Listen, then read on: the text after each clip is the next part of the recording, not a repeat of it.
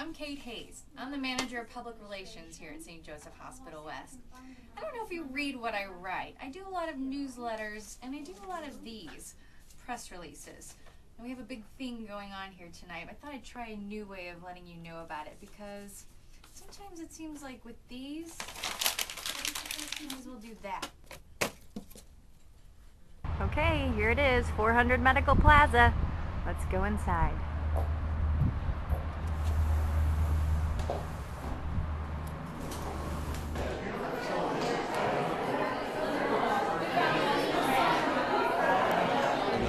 Cancer Center is absolutely phenomenal. I hope everybody comes over and takes a look. We'll give you personalized tours.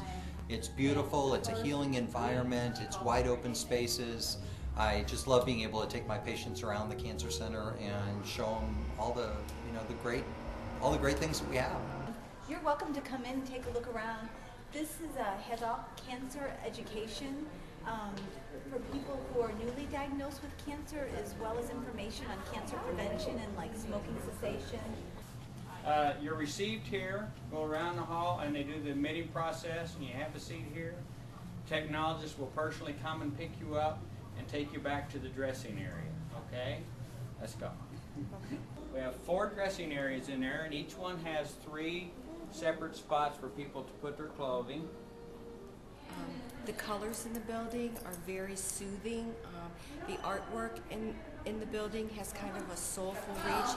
Each one of those quilts was made either in memory or in honor of someone who has had breast cancer or who has left this world because of breast cancer. And so I feel like, in essence, those souls are here with us and they're helping us to provide the best service that we can for people. There are so many people here right now. It is so exciting. This is the one.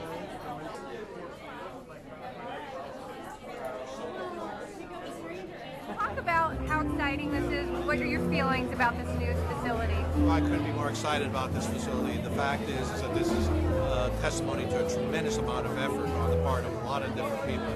Obviously, this was first thought of by Jim Beatty.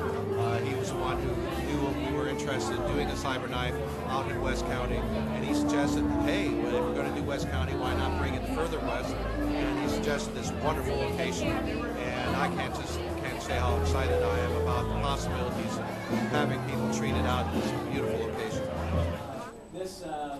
This apparatus here is what we call the linear accelerator. When you go into the next room, it's that same technology, but it's larger. It's about the size of a car. This is miniaturized. I won't go into the physics of it, but it's a different wavelength, and it produces a 6x beam.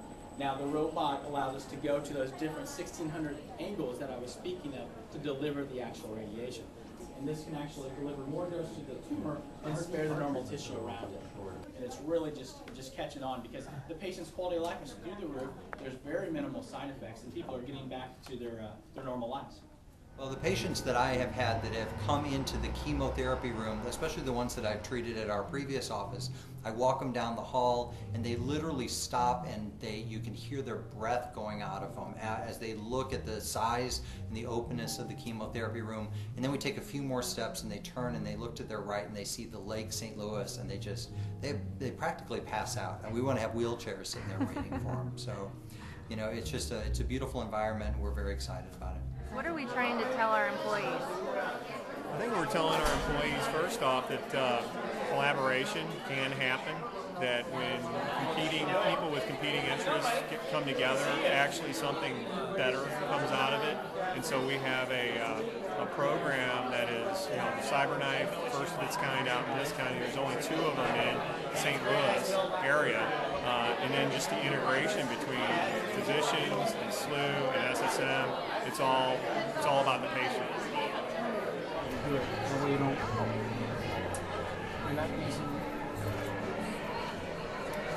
I found myself in a hospital bed across from a doctor by the name of Jim Beatty, who very kindly and gently told me that I had lung cancer. And worse than that, he had to tell me there wasn't any cure.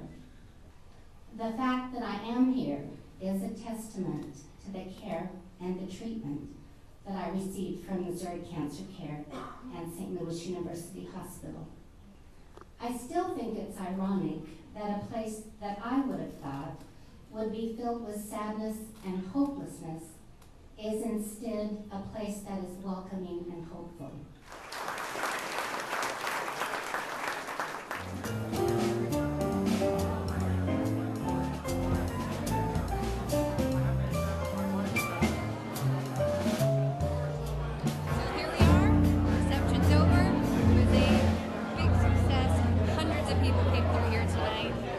About what we